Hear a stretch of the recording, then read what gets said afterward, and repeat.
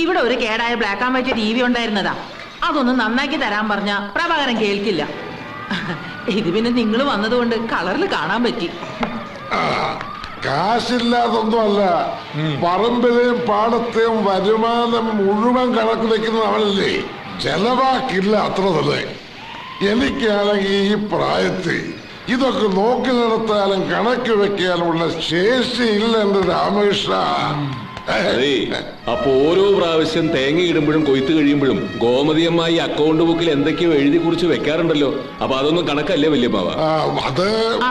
അത് പിന്നെ നീയോ ആ പെണ്ണും പറയണതൊക്കെ ഞാൻ ചുമ്മാ ബുക്കിൽ എഴുതിയിരുന്നു എന്നല്ലാതെ അതിനൊക്കെ വല്ല വ്യവസ്ഥ വെള്ളിയാഴ്ച ഉണ്ടോ? ആണുങ്ങൾ ഇരുന്ന് വർത്താനം പറയട്ടെ ഗോമതി, നീ അടുക്കളയിലേക്ക് വാ. എനിക്ക് കുറച്ചു നേരം TV ഒന്ന് കാണണം. നടക്കുമോളെ. ചെറിയ മോനെന്താ ഇത്ര ദിടീന്ന്? ഒരു കത്തോ ഫോണോ ഒന്നും ഉണ്ടായില്ല? ഞാൻ അധ്വാനിച്ചുണ്ടാക്കിയ വീട്ടിലേക്ക് വരാൻ മുൻകൂട്ടി അറിയിക്കണേ എന്തിനാ അല്ലേട്ടാ?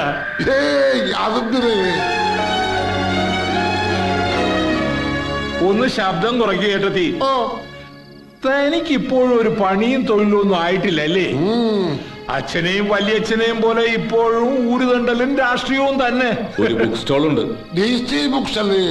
പറമ്പ് നിറയെ അടയ്ക്കയും തേങ്ങയും ഉള്ളപ്പോ എന്തിനാ മറ്റൊരു ജോലി അല്ലേ? നിക്കേ, താൻ കഴിക്കുന്നോ? മൂപ്പളമയൊന്നും നോക്കണ്ട, വേണമെങ്കിലാവാം. അയ്യോ, തൊണ്ണൂക്കര പഞ്ചായത്തിലെ മദ്യവിരുദ്ധ സമിതിയുടെ നേതാവായവൻ കൈകൊണ്ട് പോലും തൊടില്ല, മദ്യം വീട്ടിൽ കേട്ടാൽ സമ്മതിക്കുകയില്ല. അതിപ്പോ ഞാനല്ലേ തീരുമാനിക്കേണ്ടത്. കഴിഞ്ഞ ദിവസം വിദേശ മദ്യത്തിനെതിരെ സിന്ദാബാദ് വിളിക്കുന്ന കണ്ടല്ലോ വല്യമ്മ. തെറ്റുപറ്റിപ്പോയി. ബ്രിട്ടീഷുകാർ എന്ന് ഇന്ത്യ വിട്ടോ അന്ന് തൊലഞ്ഞു. അതുകൊണ്ട് ഞാൻ നിലപാട് മാറ്റി. ഇഷ്ടപ്പെട്ടില്ല, ഇഷ്ടപ്പെട്ടില്ല. അവരോടുള്ളത് എനിക്ക് എന്തൊക്കെ ഞാൻ കഴിച്ചോളാം. പ്രഭേട്ടനും കൂടി ഇരുന്നോളൂ, നമുക്ക് ഒരുമിച്ച് കഴിക്കാം. വേണ്ട, ഞാൻ അപ്പുറത്ത് നിലത്തിരുന്നോളാം. ഇരിക്കടോ. വേണ്ട, അമ്മാൻ കഴിച്ചോളൂ. അവന് മേശമേലിരുന്ന ഇറങ്ങൂല. ആ ചായപ്പിൽ ചപ്പറം പടഞ്ഞിരുന്ന് ഓട്ട് കിണ്ണത്തിന് വെട്ടി വിളങ്ങണം. എന്നാലേ തൃപ്തിയാവും. പണ്ടേ വർത്തമാനത്തിനൊരു ബെല്ലും ബ്രേക്കും ഇല്ലാത്തവനാ നിന്റെ വല്യമ്മാവൻ. നീ അവര് പറയുന്നതൊക്കെ കാര്യമായിട്ടെടുക്കാൻ നിൽക്കാണോ? ആ, കഞ്ഞിയില്ല കേട്ടോ. അവർക്ക് രാത്രി ചപ്പാത്തി വേണോന്ന് പറഞ്ഞപ്പോ എല്ലാവർക്കും അത് മതിയെന്ന് വെച്ചു. എനിക്കിത് ഇഷ്ടമല്ല എന്നുള്ള കാര്യം അമ്മ മറന്നൂല്ലേ? ഞാൻ അമ്മയുടെ ഒരു 100 തവണ പറഞ്ഞല്ലേ പ്രഭേട്ടന് മാത്രം ഒരു ഗ്ലാസ് അരി എടുപ്പത്തിടാന്ന്. ആ, ഒരു നേരം ചപ്പാത്തി കഴിച്ചാൽ ചത്തൊന്നും പോയില്ല. ഉച്ചക്കലത്തെ ചോറ് ഇരിപ്പുണ്ട്, ഞാനെല്ലാം ഇത്തിരി ചൂടുള്ള ഒഴിച്ച് കഞ്ഞിയാക്കി തരട്ടെ? പിന്നെ അതിനകത്ത് ഇത്തിരി പിണ്ണാക്കും കൂടി ഇട്ടോ. ഒരു 15 മിനിറ്റ് മതി, ഞാൻ കുക്കറിൽ കഞ്ഞി ഉണ്ടാക്കാം. വേണ്ട, അമ്മ പറഞ്ഞ പോലെ ഗോതമ്പ് വിഷമില്ലാത്തോണ്ട് ചത്തുപോകുന്നില്ലല്ലോ.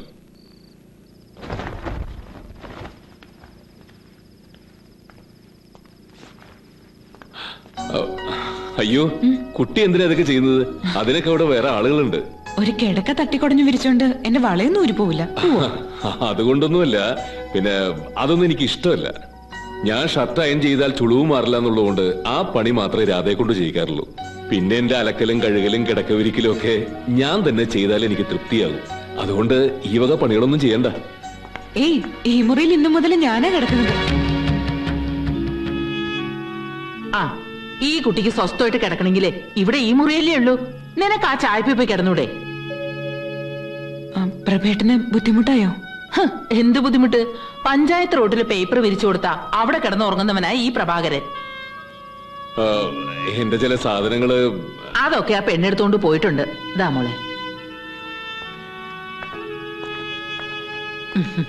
മോള് കുടിക്ക്.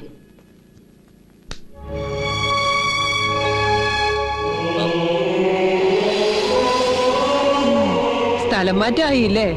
ഏയ്, ചൂടല്ലേ, ഇവിടെ സുഖം. ഇക്കണക്കിന് മീനമ്മയുടെ മാസം ആവുമ്പോ അമ്പലപ്പറമ്പാണ് സുഖമെന്ന് പറയേണ്ടി വരും മോനെ.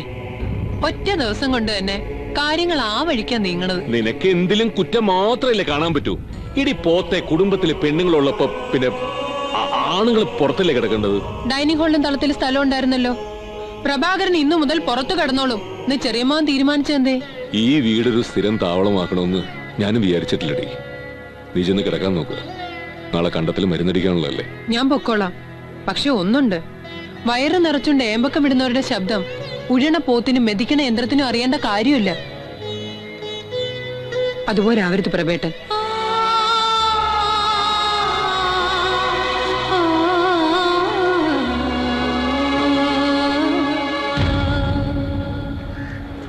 പ്രിയപ്പെട്ട മെമ്പർമാരെ, സുഹൃത്തുക്കളെ, ഈ തോന്നൂർക്കര പഞ്ചായത്തിലെ പുഴയുടെ തീരത്ത് ഒരു പഞ്ചകർമ്മ റിസോർട്ട് വരികയെന്ന് പറഞ്ഞാൽ ടൂറിസം എന്ന വ്യവസായം ഇവിടെ തഴച്ചു വളരുകയാണ് എന്നാണ് അർത്ഥം. ഗ്രാമീണ ഭംഗികൾ ആസ്വദിക്കാനും ശരീര സൗന്ദര്യം നിലനിർത്താനും കയ്യിൽ പിടയ്ക്കുന്ന ഡോളറുകളുമായി വിദേശ ടൂറിസ്റ്റുകൾ ഇവിടെ വന്ന് കിടക്കും. അവരെ തിരുമ്മാനും പിഴിയാനുമുള്ള സുവർണ അവസരം ഗ്രാമത്തിലെ 18ഉം 19ഉം വയസ്സുമുള്ള പെൺകൊടികൾക്ക് ലഭിക്കും. അതെ, അധികം താമസിയാതെ നമുക്ക് വിദേശികളെ നമ്മുടെ വീട്ടിൽ കൊണ്ട് താമസിപ്പിക്കാം. പതിറ്റാണ്ടുകൾ നീണ്ടുനിന്ന സഹന സമരത്തിലൂടെ മഹാത്മാഗാന്ധിജി ആട്ടിപ്പായിച്ച ഈ വിദേശികളെ നമുക്ക് നമ്മുടെ വീട്ടിൽ തന്നെ കൊണ്ട് കുടിപാർപ്പിക്കാം. മെമ്പർക്ക് സമ്മതമാണെങ്കിൽ അത് മെമ്പറുടെ വീട്ടിൽ നിന്ന് തന്നെ തുടങ്ങാം. നിർത്തോ. ഈ പഞ്ചായത്തിൽ ഒരു വാർഡിൽ നിന്നും തെരഞ്ഞെടുക്കപ്പെടാത്ത ഇയാളെ ഈ യോഗത്തിൽ നിന്നും പറഞ്ഞയക്കണമെന്ന് ബഹുമാനപ്പെട്ട പ്രസിഡന്റിനോട് ഞാൻ അഭ്യർത്ഥിക്കുകയാണ്. മറുപടി പറയണം. കഴിഞ്ഞ 15 കൊല്ലമായി ചാണ്ടി പ്രസിഡന്റിന്റെ കൂടെ പഞ്ചായത്തിലുണ്ടല്ലോ, എന്നിട്ട് എന്തെങ്കിലും സംഭവിച്ചോ? മെമ്പറെ വലിച്ചിടാത്ത കാര്യം പറയണം. ബാങ്കോക്കും മലേഷ്യയും പോലെ 3-4 ലോകരാഷ്ട്രങ്ങളിൽ ടൂറിസത്തിന്റെ മറവിൽ സംഭവിച്ചത് എന്താണെന്ന് എനിക്കറിയാമോ? ഇല്ല. എങ്കിൽ എവിടെ ഇരിക്കെ? പ്രസിഡന്റിന് അറിയാം. അത് ഈ തോന്നൂർക്കരയിലെ കാര്യം പറയൂ പ്രഭാകര. ലോകത്തിലെ എല്ലാ രാഷ്ട്രങ്ങളിലും നടക്കുന്ന ഒരേ കാര്യം തന്നെ. അതെന്താ? സുഹൃത്തുക്കളെ, നാളെ ഇവിടെ വരാൻ പോകുന്നു എന്ന് പറയുന്ന ഈ റിസോർട്ട് ഈ പഞ്ചായത്തിന്റെ അസ്ഥിവാരം വരെ തകർക്കാൻ പോകുന്ന ഒന്നാണ്. ഇവിടെ താറ്റിൽ കക്കവാരി കഴിയുന്ന, മത്സ്യബന്ധനം നടത്തി ജീവിക്കുന്ന ഒട്ടേറെ പേരുടെ ജീവിത മാർഗമാണ് ഇതുമൂലം തകരാൻ പോകുന്നത്. മെമ്പർ എന്തായി പറയുന്നു? വരുന്ന സായിപ്പന്മാർക്ക് സ്ഥലങ്ങൾ കാട്ടിക്കൊടുക്കുന്ന എന്താ ഗൈഡ് ഗൈഡ് ആകാമല്ലോ, അല്ലെങ്കിൽ മദാമമാർക്കും ആലയും വളയും വിറ്റ് ജീവിക്കാമല്ലോ. പിന്നെ ഇത് കരിക്ക്. നിങ്ങൾ പറയൂ. എന്റെ അഭിപ്രായം പഞ്ചായത്ത് റിസോർട്ട് പദ്ധതിയുമായി മുന്നോട്ട് പോകണമെന്ന് തന്നെ. അതെ, വിശാലമായ കാഴ്ചപ്പാടുള്ള ബഹുമാനപ്പെട്ട പ്രതിപക്ഷ നേതാവിന്റെ നയങ്ങളുമായി നമ്മൾ യോജിക്കുന്നു. ഓഹോ, അപ്പൊ ഇത് ഭരണപക്ഷവും പ്രതിപക്ഷവും ചേർന്നുള്ള ഒരു ഒത്തുകളിയാണല്ലേ? ഇടതുപക്ഷം എന്ന് പറഞ്ഞാൽ സമരം എന്നല്ല, പുരോഗമനം എന്നാണ് അർത്ഥം.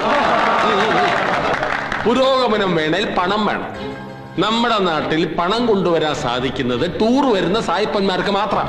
അവർക്ക് താമസിക്കാനും ഉല്ലസിക്കാനും ഒരു ചെറിയ കെട്ടിടം കിട്ടുന്നതിൽ എന്താ തെറ്റ്? അതിനിപ്പോ പുഴയുടെ ഒരു ഭാഗം നിർത്തുന്നതിൽ എന്താ കുഴപ്പം? കുറെ വീതിയിൽ ഇങ്ങനെ പരന്നൊഴുകുന്നതിലും ഇത്തിരി വീതി കുറഞ്ഞ് നല്ല ഭംഗിയിൽ ശാന്തമായിട്ട് ഒഴുകിയാലും പുഴ കടലിലേക്ക് തന്നെ ആണല്ലോ എത്താൻ പോണത്, അല്ല മെമ്പറിന്റെ വീട്ടുമുറ്റത്തേക്കല്ലല്ലോ. അതെ, അതുകൊണ്ട് നമ്മൾ ഇതൊക്കെ കൈയടിച്ച് പാസ്സാക്കുന്നു. ഇല്ല പ്രസിഡന്റ്, ഈ പ്രഭാകരൻ ജീവനോടെ ഇരിക്കുമ്പോ പട്ടിണി പാവങ്ങളുടെ അന്നം മുട്ടിക്കുന്ന ഈ പരിപാടി നടക്കില്ല എന്ന് പ്രവർത്തിക്കില്ല. ഞാൻ ഈ യോഗം ബഹിഷ്കരിക്കുക. ഓ, ഒരുത്തന്റെ ശല്യം ഒഴിഞ്ഞു. എന്നാ നമുക്ക് ഭക്ഷണം കഴിച്ച് പിരിയാം. എന്തൊരൊത്തൊരുമ.